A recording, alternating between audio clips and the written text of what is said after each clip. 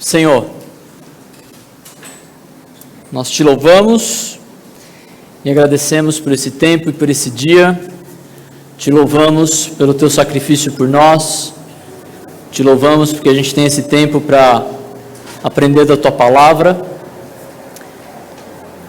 Eu oro, Deus, o Senhor conhece as minhas limitações e eu oro para que o Senhor me ajude a ser claro naquilo que deve ser o ensino principal desse texto, e que a gente possa ser desafiado olhando o exemplo de Paulo e de seus colegas ali, de como eles se dedicaram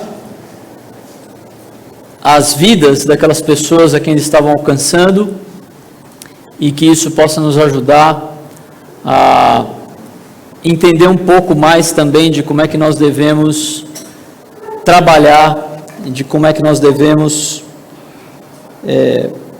cuidar das pessoas que o Senhor tem nos dado, Deus, como discípulos. Aquelas pessoas que têm acompanhado, que a gente tem caminhado junto. E reconhecendo, Deus, que isso só é possível porque a gente está celebrando hoje também o fato de que o Senhor se entregou por nós para nos salvar. Então eu oro, Deus, pedindo a tua ajuda, pedindo ao teu Espírito que me direcione e também nos direcione a ouvir, né? Me direcione a falar e nos direcione a ouvir de maneira ativa, Deus. E é o que eu oro em nome do teu Filho Jesus. Amém. Muito bom. A gente tem usado os cultos de ceia para estudar a carta de Tessalonicenses, 1 Tessalonicenses, e a gente tem visto a origem de uma igreja bem-sucedida. Nós já vimos desde o começo que uma igreja bem-sucedida é uma igreja que segue o exemplo do discipulado, gerando discípulos que fazem discípulos. E a gente viu primeiro alguns critérios, né, para definir uma igreja bem-sucedida. Que o primeiro bom critério para definir isso são os frutos do discipulado na igreja local, e que o segundo bom critério para definir uma igreja bem-sucedida são os frutos do discipulado além da igreja local. Então nós vimos no começo do capítulo 2 que uma igreja bem-sucedida ela é fundamentada no ensino frutífero, corajoso e fiel da palavra de Deus, e vimos 3 características desse ensino. Que esse ensino ele é frutífero, ele frutifica na vida das pessoas que recebem o ensino. Esse ensino ele é corajoso, ele acontece apesar de uma possível resistência ou perseguição. E esse ensino também é uma pregação aprovada por Deus e não por homens. E agora a gente vai ver os versículos 7 a 12, e a gente vai ver um pouquinho do testemunho e procedimento de Paulo e de seus colegas de ministério ali no meio daqueles irmãos. O texto diz o seguinte: embora pudéssemos, como enviados de Cristo, exigir de vós a nossa manutenção, todavia, nos tornamos carinhosos entre vós, qual ama que acaricia os próprios filhos, assim, querendo-vos muito. Estávamos prontos a oferecer não somente o Evangelho de Deus, mas igualmente a própria vida, e por isso que vos tornastes muito amados de nós, porque vos recordais, irmãos, do nosso labor e fadiga, e de como noite e dia labutamos para não vivermos às custas de nenhum de vós, vos proclamamos o Evangelho de Deus. Vós e Deus sois testemunhas do modo porque piedosa, justa e irrepreensivelmente procedemos em relação a vós outros, que credes, e sabeis ainda de que maneira, como pai a seus filhos, a cada um de vós exortamos, consolamos e admoestamos para viverdes por modo digno de Deus, que vos chama para o reino e glória, para o seu reino e glória. Eu creio que esse texto nos mostra que uma igreja bem-sucedida ela é fundamentada no trabalho árduo de pregação do Evangelho e aconselhamento bíblico exemplar. Ok? E Paulo ele usa 2 comparações para demonstrar o testemunho e o procedimento que eles tiveram entre aqueles irmãos em Tessalônica, e que demonstra que uma igreja bem-sucedida é fundamentada no trabalho árduo de pregação do Evangelho e aconselhamento bíblico exemplar. Primeira comparação que ele faz é como uma mãe que trabalha dobrado para alimentar os seus filhos espirituais. Ele começa dizendo que, embora como apóstolos de Cristo pudéssemos ter sido um peso, ou embora pudéssemos, como enviados de Cristo, exigir de vós a nossa manutenção. Paulo e sua equipe, eles podiam exigir sustento, mas não o fizeram naquele contexto. Eles passaram muito pouco tempo ali em Tessalônica, na primeira estadia que eles tiveram, até por causa daquele tumulto que surgiu na cidade. Mas eles teriam esse direito, né? A gente tem aprendido que a pessoa que vive do Evangelho tem o direito de ser sustentada pelo Evangelho, né? 1 Coríntios 9,14 diz: assim ordenou também o Senhor que aos que pregam o Evangelho que vivam do Evangelho. Ele usa aqui uma expressão que faz referência a duas menções do Senhor Jesus Cristo, quando ele está mandando os seus discípulos, e em dois momentos ele fala, né, porque digno é o trabalhador do seu alimento, ou digno é o trabalhador do seu salário. E em 1 Timóteo 5, 17 a 18, ele diz: devem ser considerados merecedores de dobrados honorários os presbíteros que presidem bem, com especialidade os que se afadigam na palavra e no ensino, pois a Escritura declara: não amordaceis o boi quando pisa o trigo, e ainda o trabalhador é digno do seu salário. Então Paulo aqui unindo o ensino do Antigo Testamento com o ensino de Jesus sobre o tema. Mas apesar de poderem e terem o direito de serem um peso para os irmãos ali nesse sentido, exigindo sustento como enviados de Cristo, né? Ele usa o termo apóstolos ali, no sentido de enviados, ele inclui inclusive pessoas que não eram apóstolos de Cristo, mas aqueles enviados com ele, Silvano e Timóteo. E apesar disso, eles decidiram não ser um peso para aqueles irmãos. Todavia, ele fala, todavia, nos tornamos carinhosos entre vós, qual ama que acaricia os próprios filhos. Eles decidiram não ser um peso para aqueles irmãos, mas tratá-los como uma mãe que cuida de seus próprios filhos espirituais ali. Eles se tornaram carinhosos. E essa atitude de ser carinhoso é própria do servo de Deus, que serve os irmãos para livrá-los do poder do pecado e produzir arrependimento. E Paulo agiu assim com os irmãos em Tessalônica.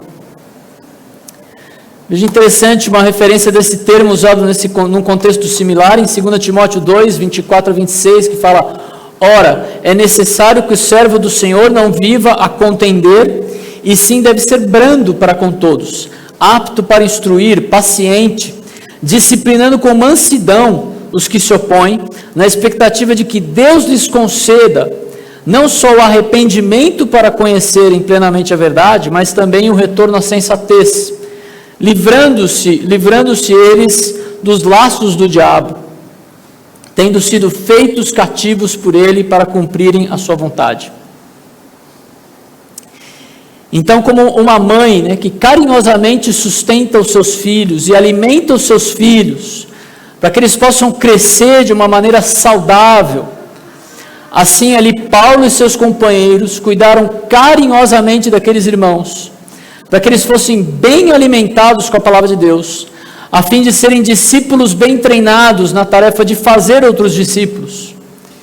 E um fruto que a gente pode observar, inclusive, no capítulo 1, quando a gente estudou sobre como aqueles irmãos estavam respondendo ao exemplo de Paulo em fazer discípulos. E ele continua descrevendo o que ele estava fazendo ali: assim, querendo-vos muito, estávamos prontos a oferecer-vos não somente o Evangelho de Deus, mas igualmente a própria vida, e por isso que vos tornastes muito amados de nós. Então, Paulo, Timóteo e Silvano ali, ansiavam por estar com aqueles irmãos, e se prontificaram a oferecer não somente o Evangelho, mas as suas próprias vidas, a se desgastar pela vida daqueles irmãos. O Evangelho de Deus, as boas novas de Deus, de que Ele enviou o seu Filho para salvar a nós do pecado e trazer paz com Ele, para nos unir a Deus, ao invés de continuarmos fugindo dEle, foram acompanhadas da disposição de desgastar a própria vida com aqueles irmãos, de investir na vida daqueles irmãos. Então, a prioridade de Paulo e seus colegas ali era investir na vida dos seus discípulos, na expectativa de que eles se dispusessem a fazer o mesmo. E de fato eles fizeram. No capítulo 1 a gente leu isso, né? No versículos 6 e 7. Com efeito, vos tornastes imitadores nossos e do Senhor, tendo recebido a palavra, posto que em meio a muita tribulação, com a alegria do Espírito Santo, de sorte que vos tornastes o modelo para todos os crentes da Macedônia e da Acaia. Eles só puderam fazer isso porque eles seguiram o modelo que eles receberam ali de Paulo, Timóteo e Silvano. Que modelo? O modelo da disposição de entregar a própria vida, que estava fundamentada no amor sacrificial que eles nutriam por aqueles irmãos. É possível dizer que por terem se disposto a amar aqueles irmãos, se colocado as suas vidas à disposição daqueles irmãos, Paulo e seus colegas os amaram ainda mais. Quando eu li isso aqui, eu fiquei pensando naquela ilustração uma ilustração que o Pierre usa às vezes no aconselhamento, de que assim, o amor é uma decisão que você toma de amar a pessoa. Se o sentimento vier junto, muito bem, né? Vai ser muito bom. Dependa de Deus para isso. Mas se dispõe a amar. Parece que é isso que eles fizeram ali. Se dispuseram a amar e desgastar a própria vida com aqueles irmãos, e então aqueles irmãos se tornaram muito amados deles. E por que tudo isso acontece? Paulo continua, porque vos recordais, irmãos, do nosso labor e fadiga, e de como noite e dia labutando, para não vivermos às custas de nenhum de vós, vos proclamamos o Evangelho de Deus. Aqueles irmãos eram testemunha desse labor e fadiga para pregar o Evangelho ali. Paulo usa duas palavras aqui com um significado semelhante, basicamente o significado de trabalho árduo. E eu creio que ele usa duas palavras até para demonstrar a intensidade desse trabalho. Trabalho dobrado, né? Eles trabalhavam dupla jornada ali, para não ser um peso para aqueles irmãos, e para justamente pregar o Evangelho para eles, para investir na vida daqueles irmãos com as boas novas de Cristo. O fato é que Paulo e seus colegas, eles dedicaram a própria vida às vidas daqueles irmãos em Tessalônica para alimentá-los com o Evangelho, para prepará-los, para que eles fossem treinados, né? Como uma mãe que investe na vida de seus filhos e se desgasta para isso, para que eles pudessem então fazer o mesmo com outras pessoas. E de fato fizeram. Aí eu fiquei pensando numa ilustração dessa questão do trabalho árduo, do trabalho dobrado, né? E eu fiquei pensando nos nossos pastores, mesmo Pierre e Maurício sendo tempo integral, ainda trabalhando dobrado quando precisam atender um aconselhamento fora do seu horário, né? Eu não sei se vocês já repararam que os nossos pastores não têm muito horário, né? Você pode ligar para eles de noite, eles vão te atender, né? Não estou incentivando a fazer isso, mas se precisar, eles vão atender. Talvez um professor de EBD que chega do seu trabalho, dá um beijo na sua esposa, dá oi para os seus filhos, vai tomar um banho e senta para preparar uma aula da escola dominical. E tem um período de trabalho extra. Ou o discipulador que usa ali a hora do almoço, que ele poderia estar descansando ali, parando no seu trabalho, e faz uma leitura extra ali para se preparar para o seu discipulado, né, que ele vai receber o seu discípulo à noite, então ele precisa se preparar.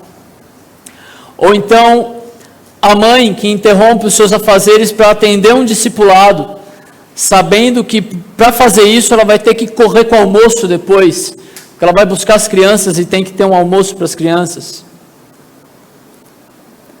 Então Paulo e sua equipe, eles foram como uma mãe que trabalha dobrado para alimentar os seus filhos espirituais.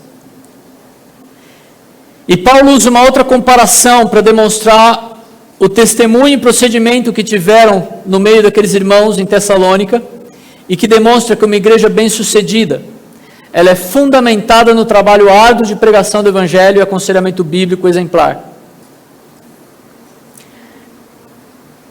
Ele mostra que eles foram como um pai exemplar que dá conselhos bíblicos aos seus filhos.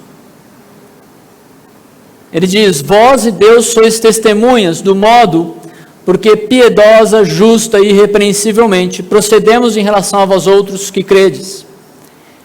E sabeis ainda de que maneira, como pai a seus filhos, a cada um de vós exortamos, consolamos e admoestamos para viverdes de modo digno de Deus, que vos chama para o seu reino e glória. Então, novamente, Paulo, ele parece apelar à memória daqueles irmãos, dos irmãos de Tessalonicenses, e demonstra coragem de demonstrar uma consciência limpa diante do próprio Deus. Vocês e Deus são testemunha. Lembrando que ele está num contexto aqui, inclusive, defendendo o seu ministério, de alguns ataques que ele estava sofrendo.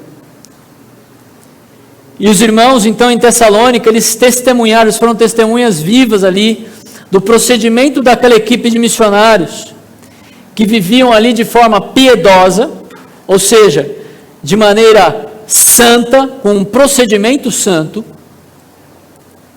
de maneira justa, ou de maneira honesta, de maneira apropriada, justamente como deveriam viver, e irrepreensivelmente, sem razão para acusação. Isso não quer dizer que eles eram perfeitos, né? Quando a Bíblia fala de ser irrepreensível, você pode ser irrepreensível, ou seja, sem razão para receber acusação, mesmo como um pecador. Você pode ser irrepreensível quando você reconhece o seu pecado. Você pode ser irrepreensível porque você peca, mas você chega diante da pessoa por quem você pecou e você se acerta com aquela pessoa. E você está sendo irrepreensível. Não tem causa, não tem nenhuma causa de acusação. Por quê? Porque o que tinha foi resolvido. Eles viveram dessa maneira entre aqueles irmãos. Eles tinham um procedimento exemplar diante dos irmãos, os que creram. E muito interessante, porque ele usa aqui, de novo aquela palavra sabeis, né? Vocês sabem, vocês nos conheceram, e vocês viram, vocês experimentaram o que a gente viveu entre vocês. E o que eles viram?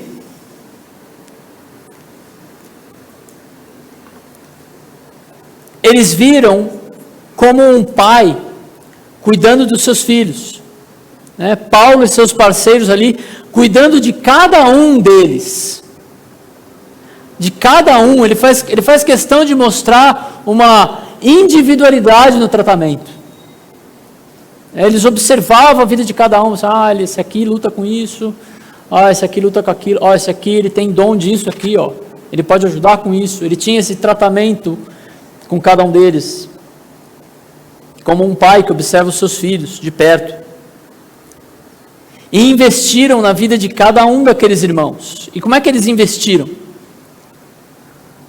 Com aconselhamento bíblico exemplar. Ou seja, aconselhando de acordo com a própria maneira como eles viviam, de acordo com o seu próprio exemplo, de acordo com o que era possível observar na vida deles. E então eles exortaram.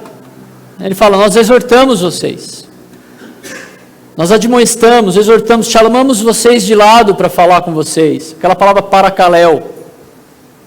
Encorajamos vocês, animamos e fortalecemos para que tivessem uma determinada atitude. E a gente vai ver que atitude é essa depois. Mas veja, 1 Tessalonicenses 3, 2 a 3 diz: e assim enviamos Timóteo, nosso irmão e cooperador de Deus no Evangelho de Cristo, para fortalecê-los e dar a vocês ânimo na fé. Mesma palavra, exortamos. Para que ninguém seja abalado por essas tribulações. Vocês sabem muito bem que fomos designados para isso. E também, no mesmo capítulo de Tessalonicenses 3, 7 a 8, fala: por isso, irmãos, é isso mesmo. Tinha uma anotação aqui, mas é isso mesmo. Por isso, irmãos, em toda a nossa necessidade e tribulação, ficamos animados quando soubemos da sua fé. E aqui é um aspecto interessante do discipulado, né? Que ao mesmo tempo que eles mandaram Timóteo ali para fortalecê-los, para dar ânimo àqueles irmãos, a resposta daqueles irmãos também era algo que encorajava, era algo que exortava a Paulo e seus colegas. Porque eles observavam como eles estavam firmes no Senhor. Eu vou falar depois, vou desafiar quem ainda não tem alguém para acompanhar. Mas se você tem alguém que você acompanha na fé, você vai saber o que eu estou falando. Quando você investe na vida de uma pessoa, e aí você vê algo na vida da pessoa e fala assim: poxa, deu um fruto ali, né? Deu um fruto bom ali. Tá aprendendo. Isso encoraja também, né? Você encoraja a pessoa e é encorajado, é animado. E eles fizeram isso em meio aos Tessalonicenses. Também eles consolaram, né? Eles falaram: nós consolamos vocês. Consolar alguém que está triste, que está desanimado. João 11:19 usa essa palavra num contexto de luto. Muitos dentre os judeus tinham vindo ter com Marta e Maria para consolar a respeito de seu irmão. Um consolo no luto, na tristeza. E nesse mesmo livro de 1 Tessalonicenses 5,14, a gente vê: exortamo-vos também, irmãos, a que admoesteis os insubmissos e consoleis os desanimados, ampareis os fracos e sejais longânimos para com todos.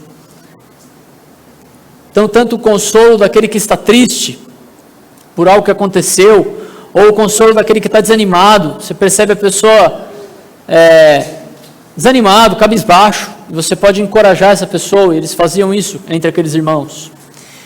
E também admoestamos,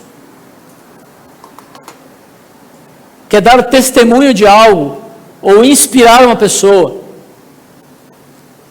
Lucas 4:22 fala: todos lhe davam testemunho e se maravilhavam das palavras de graça que lhe saíam dos lábios. Vendo o ministério de Jesus, as pessoas testemunhavam para os outros, falando assim: olha o que está acontecendo, olha o que eu vi.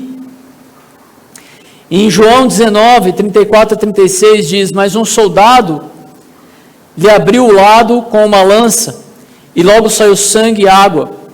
Aquele que viu isso testificou, sendo verdadeiro o seu testemunho, e ele sabe que diz a verdade, para que também vós creiais.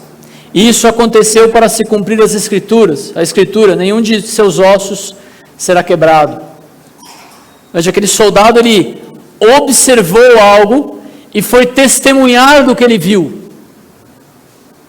Então, por vezes, nós também temos coisas que acontecem na nossa vida e que a gente pode encorajar outras pessoas com aquilo que acontece. E Paulo e sua equipe faziam isso. E qual que era o objetivo de tudo isso? Por que eles fortaleciam aqueles irmãos? Por que eles consolavam aqueles irmãos em desânimo? Eles queriam animar aqueles irmãos para quê? Eles queriam inspirar aqueles irmãos para quê?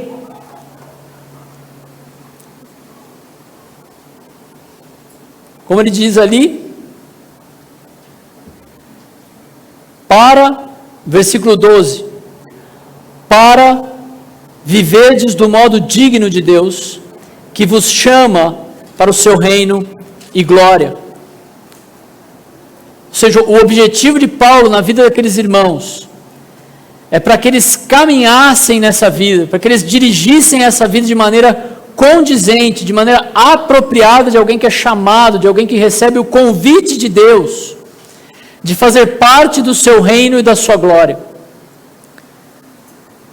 Deus, ele tem um reino para instaurar nesse mundo, e aqueles irmãos haviam sido chamados para, como nós, serem uma prévia desse reino, né? Tem uma música que eu gosto bastante, que fala que a nossa vida é como seria como um trailer da eternidade, né? Quando você tem um filme e aquele filme, aquele trailer começa assim, né? Em breve, né? Em breve nos cinemas. E a vida do cristão deveria ser, em breve nesse mundo. E a vida do cristão deveria ser observada e falar assim, isso aí, esse povo vive diferente. E a nossa esperança é que um dia essa vida diferente, primeiro ela vai ser perfeita, e ela vai ser no mundo todo. Imaginem. E Deus também tem uma glória, uma fama, uma majestade que pertence a Ele. E aqueles irmãos deveriam refletir, como nós também, para esse mundo, essa glória, essa grandeza da majestade de Deus. Das pessoas olharem para a vida daqueles irmãos e observarem a grandeza de Deus na vida daqueles irmãos.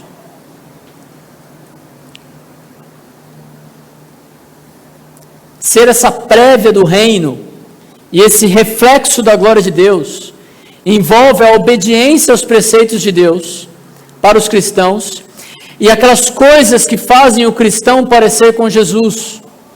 E ter a prioridade, as suas prioridades de vida alinhadas com as prioridades de Deus e aquilo que Deus espera de um filho dele.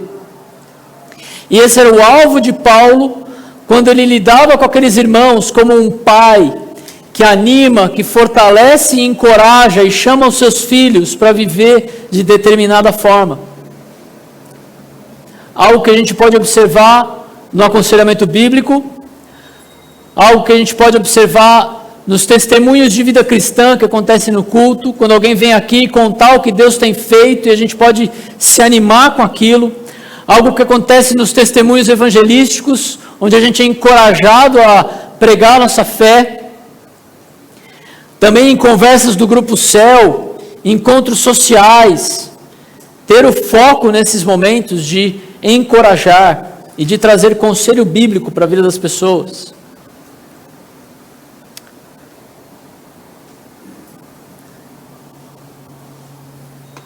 Então, uma igreja bem-sucedida, ela é fundamentada no trabalho árduo de evangelismo e aconselhamento bíblico exemplar, como uma mãe que trabalha dobrado para alimentar os seus filhos espirituais e como um pai exemplar que dá conselhos bíblicos aos seus filhos.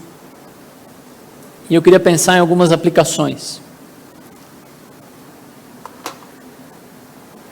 Você já encontrou alguém para te discipular?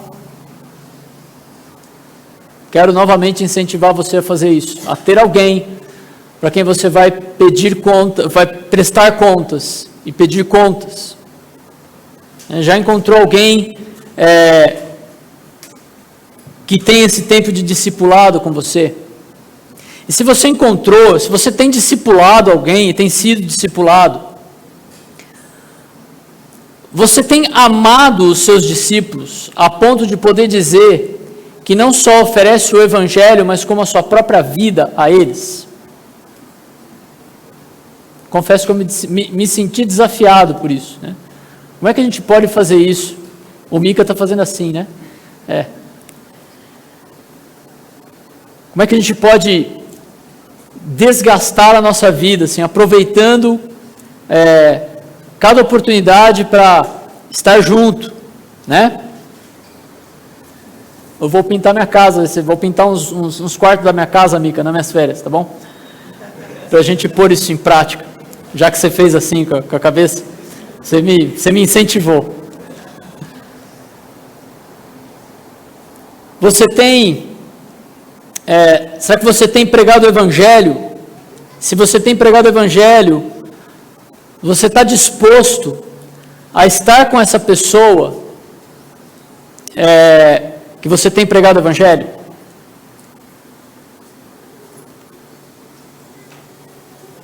Principalmente, quando você prega o Evangelho para alguém, a pessoa começa a demonstrar um interesse no Evangelho, em caminhar com Cristo, e ela tem aquela primeira infância espiritual. Você está disposto a caminhar com essa pessoa nessa primeira infância? E não ter aquele pensamento do tipo, eu vou levar essa pessoa para a igreja, quem sabe alguém cuida dela.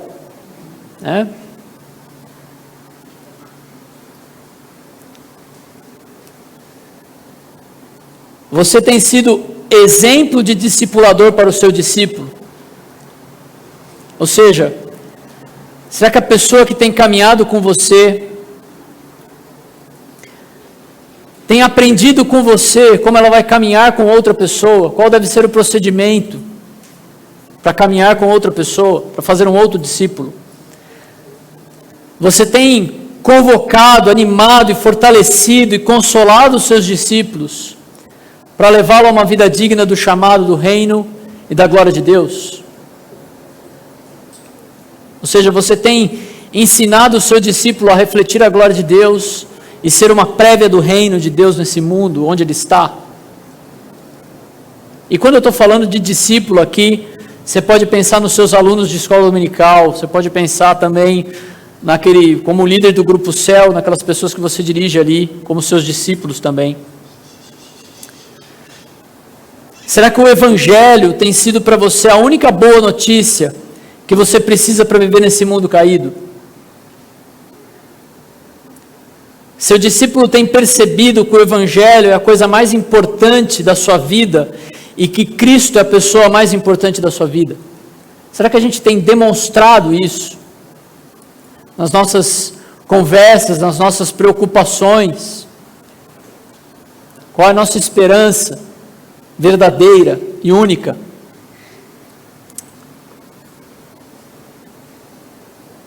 Uma outra forma de perguntar isso é se as boas novas do Evangelho têm sido tão reais para você e para o seu discípulo, quanto as más notícias que a gente vê e ouve todos os dias.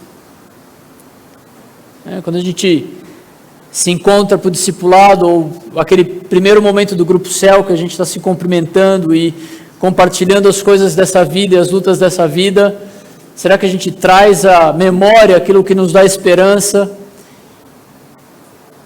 E lembra que a nossa esperança não está nesse mundo?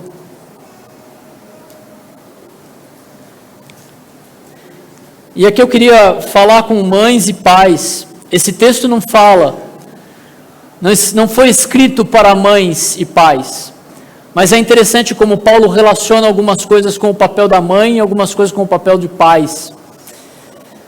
Então, mães, eu quero falar com vocês. Quão prioritário tem sido a pregação do Evangelho aos seus filhos? Quanto você tem investido na vida dos seus filhos para pregar o Evangelho para eles e para demonstrar o Evangelho para eles com a sua vida? Quanto que você tem batido o martelo nessa tecla, A gente se preocupa bastante, eu sei, porque eu tenho filhas, com a educação acadêmica, a gente se preocupa bastante com o futuro.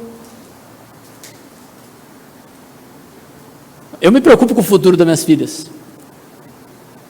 Onde elas vão passar a eternidade? Isso não é preocupar com o futuro. Me preocupo também com o que elas vão fazer até lá. Mas essas coisas têm que ter um equilíbrio. Não adianta nada eu ensinar minhas filhas a ganhar o mundo e perder a alma. Eu tenho que investir na vida delas com o Evangelho, porque elas têm que entender que isso é o mais importante para elas. Não há algo mais importante que os nossos filhos precisem do que o Evangelho. Mas ele precisa ser um bom profissional, sim, prega o Evangelho para ele. O Evangelho é completo, vai fazer inclusive ser um bom profissional. Inclusive Paulo aqui está falando que ele era exemplo nisso, para aqueles irmãos. Também. Como eu disse, esse texto não foi escrito para pais, mas ele também relaciona o pai ao pastoreio e aconselhamento dos filhos. Então, pai, Qual tem sido o seu procedimento diante dos seus filhos? Eles têm enxergado o Evangelho como a coisa mais importante da sua vida? Ou será que o Evangelho é um adereço que você coloca de domingo? E um adereço que você coloca no dia do Grupo Céu?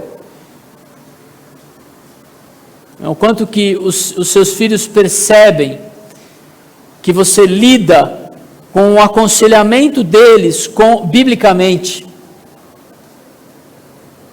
O coleguinha na minha escola está me infernizando.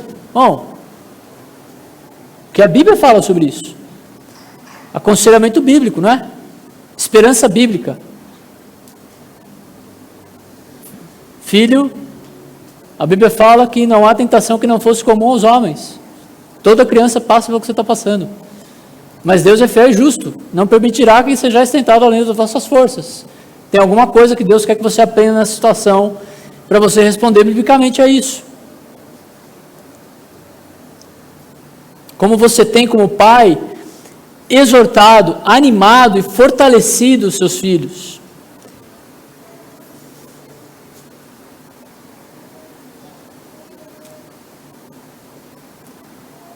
E eu confesso que às vezes eu sou muito pronto a desanimar minhas filhas.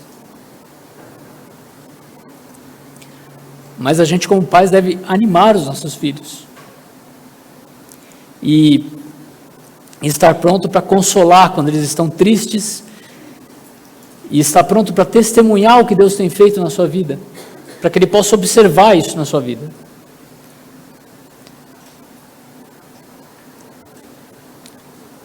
Gostaria de orar antes da gente entrar no tempo de ceia. Senhor,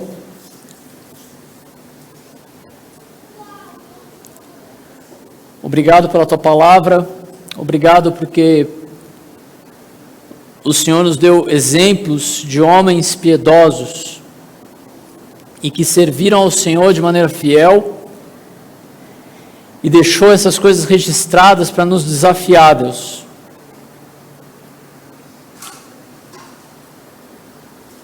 Eu oro, Senhor, para que o Senhor possa, a começar em mim, Deus, transformar as nossas vidas, para que nós sejamos cada vez mais discípulos de Cristo, que vão fazer outros discípulos de Cristo, para que esses discípulos façam outros discípulos.